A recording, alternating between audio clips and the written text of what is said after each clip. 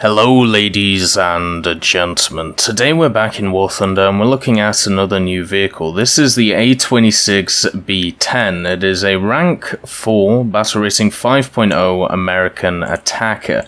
It comes just after the introduction of the A-26B-50 and of course the one which has been in the game for a while, the gift vehicle, the A-26C-45 Invader. So what is different about the A-26B-10 compared to its contemporary, the B-50? Well, the B-50 is able to carry various different bomb loads from the B-10. Basically, it can carry less 500-pounders, but it can carry 14 HVARs. It also has a lot more MGs, does the B-50. If we look at the B-10, it has at most 6 12.7 Browning machine guns, which are all mounted in the nose. If we look at the A-26B-50, it has 8 50 cals in the nose, and then 4 50 cals on each of the wings. So therefore, what you're getting out of a B-10 is much more of a streamlined performance in a machine which still is really good at ground attacking. You also get some little interesting features. I mentioned the bomb loads of the B-50.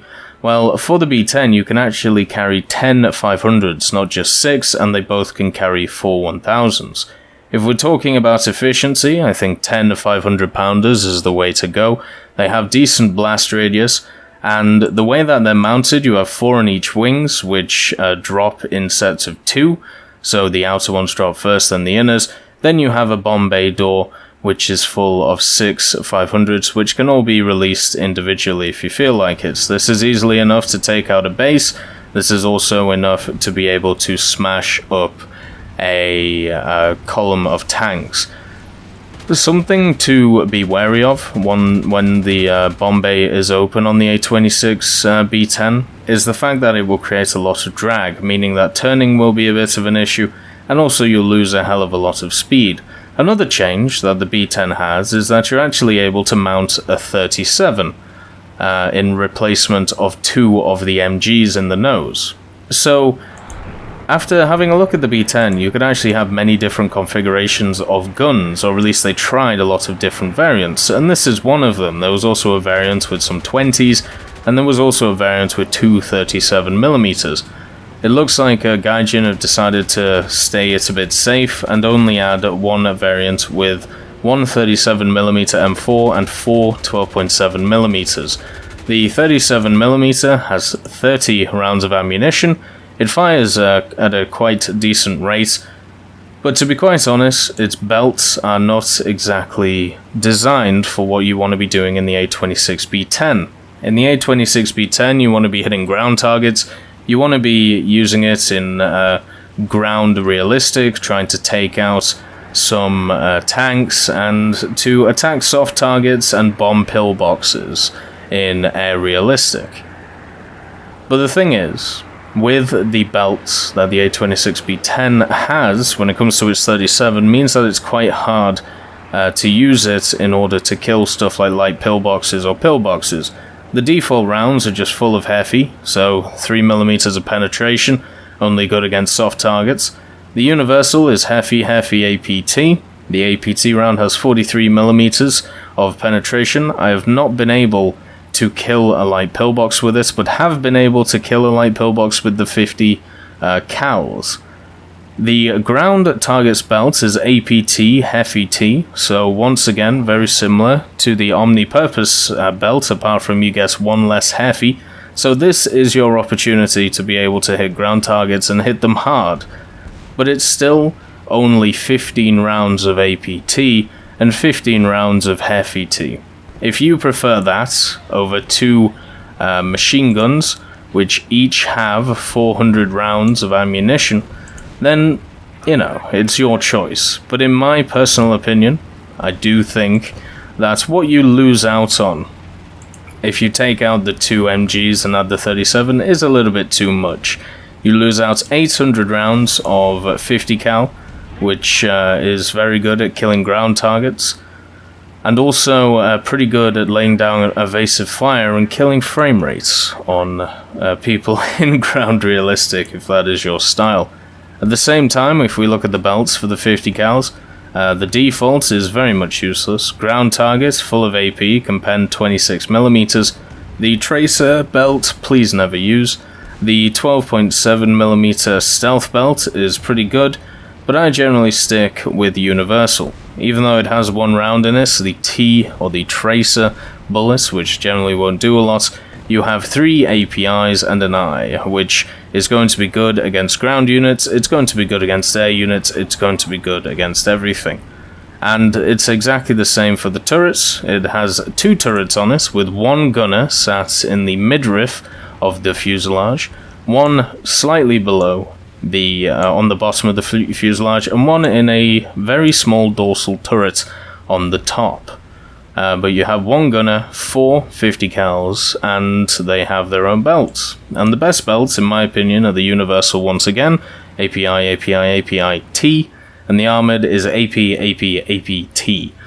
So to be able to set stuff on fire, to be able to pilot knock, I think the universal rounds is the one to go for. Unfortunately, the A-26B-10 does not get WEP, but to be honest, it doesn't really need it.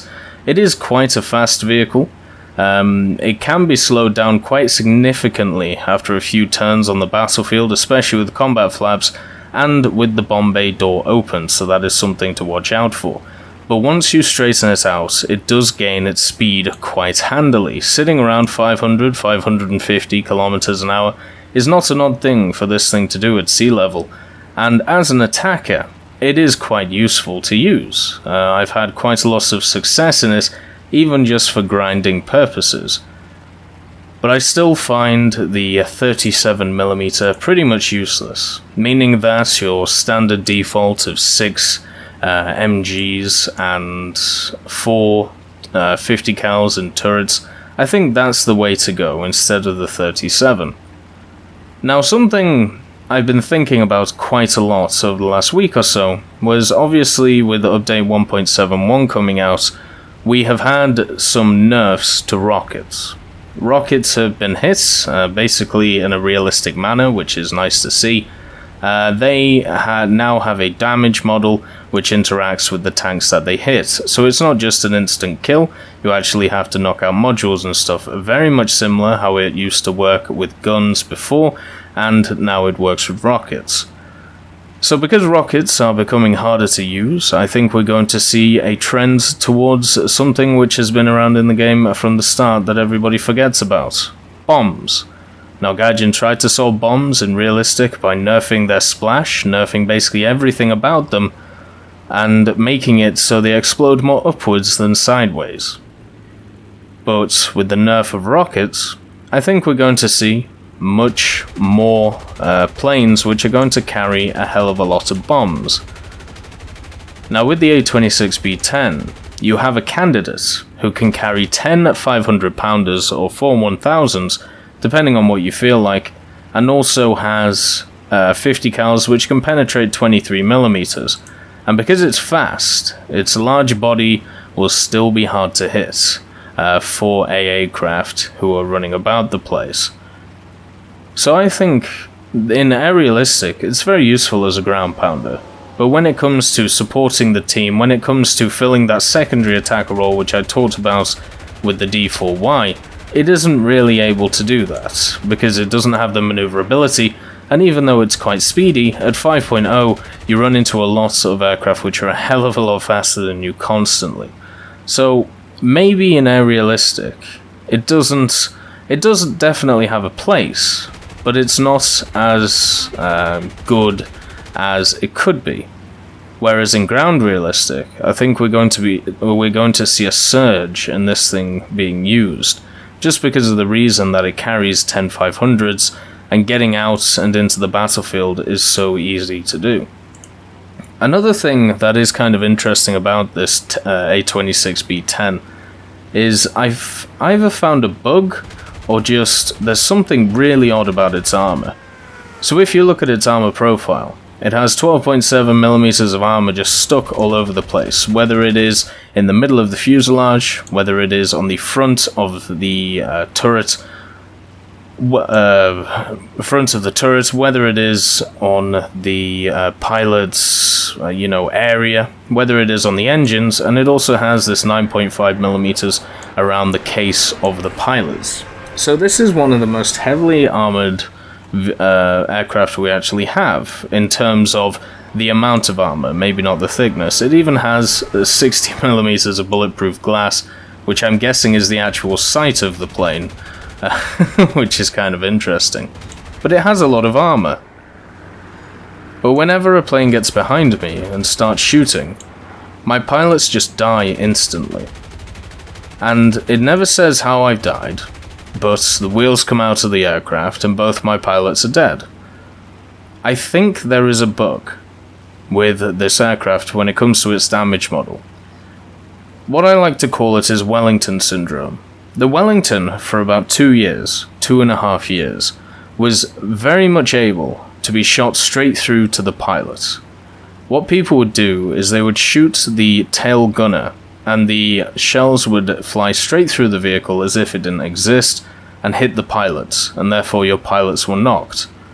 I feel that the A-26B-10 has this exact problem. Whenever I get shot from behind, my plane is literally dead within 1 or 2 shots. And even in the replay that I show, which you may say, well, the replay doesn't show that. Well, when I die, it happens, and with only 1 or 2 shells actually landing on me from the BF-109K4, which you may have not seen yet, but you might do in a little bit, it knocks out a pilot. And then I get my other pilot knocked. And it's just one of those weird things, and I would like to see it clarified. So if any of you do have the A-26B-10, tell me how you've died. Because I've never died from a wing getting ripped off. I've never died from a fire. I think I've died once to my tail falling off from a duck which was able to get his side shot perfectly. But I would say 90%, 95% of my deaths have been this one where there's somebody behind me and they shoot through my plane and kill my pilots within 1 or 2 shells. And it's incredibly annoying. And I'm just wondering if that's a me problem or if that's a plane problem. But overall, it is as fun to fly as its successor, the B-50. If you enjoyed the B-50, you will enjoy the B-10. It has variants on its guns, but then again, they're not great with the 37. It has a better bomb load in some regards, but it doesn't have the rockets, and it seems to have a pretty weird bug behind it. But I've enjoyed it, and it's been a good plane to use to grind out my Corsairs. So overall, would I give it a pass? Yeah, it's been fun. And I think we will see it more as ground forces, the meta of the air gets changed gradually over time as people figure out what is better.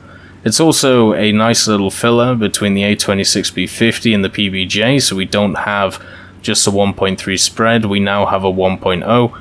And also, you can put it in a pretty good American lineup. The M4A3E2, the M4A276, and the M19.